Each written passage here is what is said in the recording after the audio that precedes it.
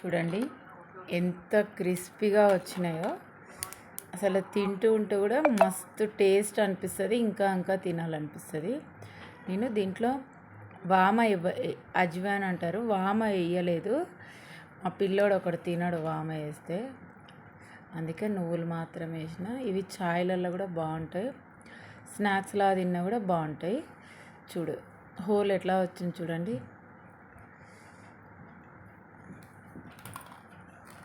Hello అండి, welcome to Rudramma kitchen. నేను ఈరోజు క్రిస్పీగా మురుకులు చేస్తున్నానండి. కారం పూసలు అని కూడా అంటారు. దీనికి పన్నీర్తో చేస్తున్నాను. నేను మినపప్పు అవన్నీ ఏమి వేయట్లేదు, ఖాళీ పన్నీరు, శనగపిండి, నువ్వులు. ఇది పన్నీరు రూమ్ టెంపరేచర్లో పెడితే కరిగింది, మిల్ట్ అయింది. ఇప్పుడు ఒక బౌలు శనగపిండి, ఒక బౌల్కు మనం బియ్యం పిండి 3 బౌల్ తీసుకుంటాను. 3 బౌల్ తీసుకుంటాను. దీంట్లోనే ఉప్పు, నువ్వులు కూడా వేసేద్దాము. 2 3. దీంట్లో నువ్వులు ఎన్ని ఎక్కువ వేసుకుంటే అంత మంచిది, కానీ నేను కొద్దిగా ఆయిల్ కూడా తక్కువ గుంజుతుంది నువ్వులు వేసుకుంటే. దీంట్లోనే ఉప్పు వేసుకుంటున్నాను. మనం ఛాయ్లలో కూడా తినడానికి చాలా బాగుంటుంది. కొద్దిగా గోరువెచ్చ నీళ్ళు మాత్రమే ఇది కలుపుకోవడానికి. ఇది బటర్ వేసాను కదా, ఇది మిల్ట్ అయ్యింది. ఇది మొత్తం కలుపుకున్నాక కొద్దిగా వాటర్ వేసుకొని కలిపేసుకున్నాం. నీళ్ళు కొద్దిగా వేసుకొని, ఇది గోరువెచ్చ నీళ్ళు నేను పెట్టాను. అప్పుడప్పుడే వేసుకోవచ్చు. ఇవి మనం కొద్దిసేపు నానబెట్టాలి అలా అనేది ఏమి ఉండదు. ఇంకా కొద్దిగా నీళ్ళు పడతాయి, ఒక 2 స్పూన్లంతా. ఇది మొత్తం కలిపేస్తే సరిపోతాయి నీళ్ళు. చూడండి, ఇలా మెత్తగానే ఉండాలి, అంత గట్టిగా ఉంటే ఊకే ఒత్తుకోలేము. ఇప్పుడు కడాయి పెట్టుకొని మనం ఇవి వేసేసుకుందాము. మురుకులు వేసేద్దాము.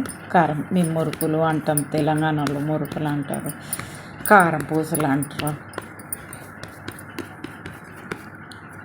ఓకేనా, వెళ్దాం. చూడండి, ఆయిల్ గరం అయినట్టుంది, గరం అనిపిస్తుంది. కొద్దిగా కొంచెం పక్క పొంట వేసి చూద్దాము. గరం అయింది. ఇప్పుడు మనం ఇది 3 హోళ్ళదే తీసుకున్నాను.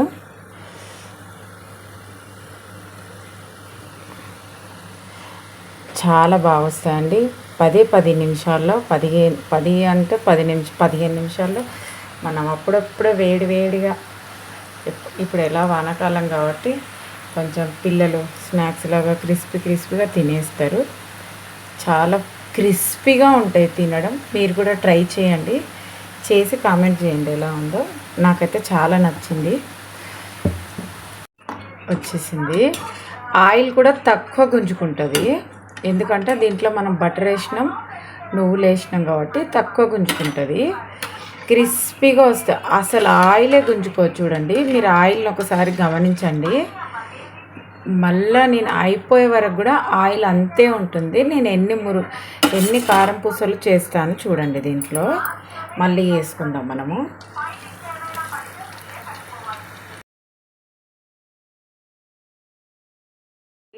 అయిపోయింది. నూనె ఎలా ఉందో అలాగే ఉంది చూడండి. నేను ఎంత నూనె వేసినా అంత నూనెనే ఉంది. ఇప్పుడు నేను ఉన్న మురుకులు తీసేసి చూపిస్తాను.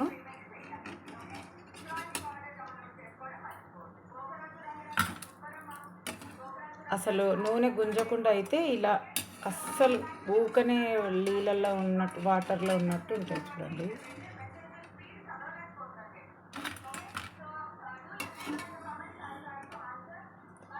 చూడండి, ఎంత నూనె వేసానో అంత నూనె అలాగే ఉంది. కొద్దిగా ఒక బౌల్ అంతా నూనె పావు అంతా గుంజుకుంటుంది, అంతకు మించి గుంజుకోదు. ఇప్పుడు ఈ మురుకులు చూడండి ఎన్ని వచ్చినాయి చూడండి. నేను దీంట్లో చేశాను, బౌల్లో పెడతాను చూడండి.